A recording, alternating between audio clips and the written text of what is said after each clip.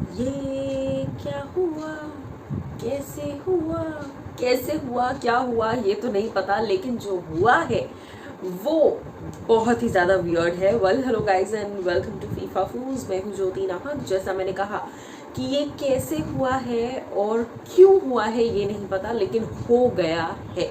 जी हाँ, घर के नए 3 कैप्टन्स कौन बने हैं और उसी के साथ साथ इन नए 3 कैप्टन्स के साथ साथ बिग बॉस का दोगलापन, बिग बॉस की एक तरफा गेम फिर से क्लियरली दिख गई है, समझ आ गई है। तो चलिए शुरुआत करते हैं।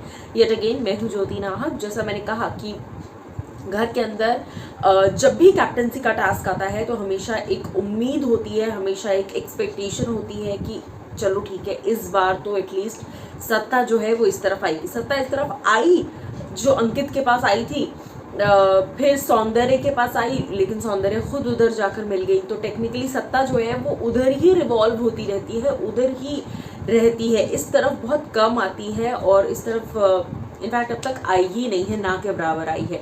टीना के केस में आई, लेकिन टीना का उतना कुछ इम्पोर्टेंस था नहीं, क्योंकि बिग बॉस जो है वो इम्पोर्टेंट डिसीजंस जो है वो इधर का अगर कोई कैप्टन बनता है तो उन्हें बिल्कुल देते ही नहीं है।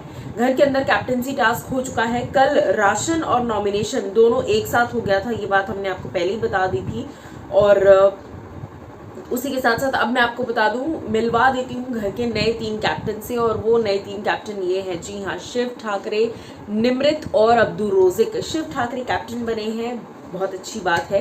अच्छी इसलिए है क्योंकि शिव इसके पहले भी जब कैप्टन बने हैं तो वो मोस्टली फेयर होते ही नज़र आते हैं, ज़्यादातर वो फेयर रहते हैं।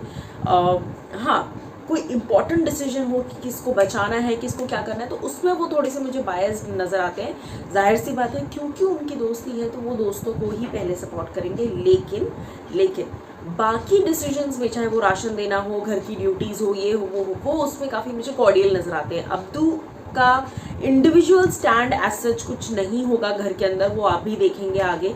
जो साजिद, अब साजिद का पता नहीं, लेकिन हाँ, जो मे बी जो स्टैन और शिव कहेंगे वही वो सुनेंगे।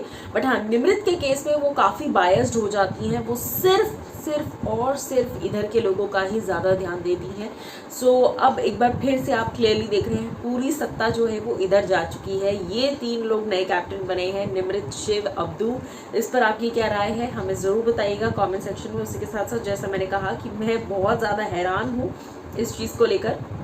हैरान इसलिए नहीं कि ये लोग कैप्टन क्यों बन गए, बट हैरान इसलिए कि हर बार कैसे ये पॉसिबल हो जाता है कि यही लोग कैप्टन बनते हैं और इधर सत्ता आ ही नहीं रही।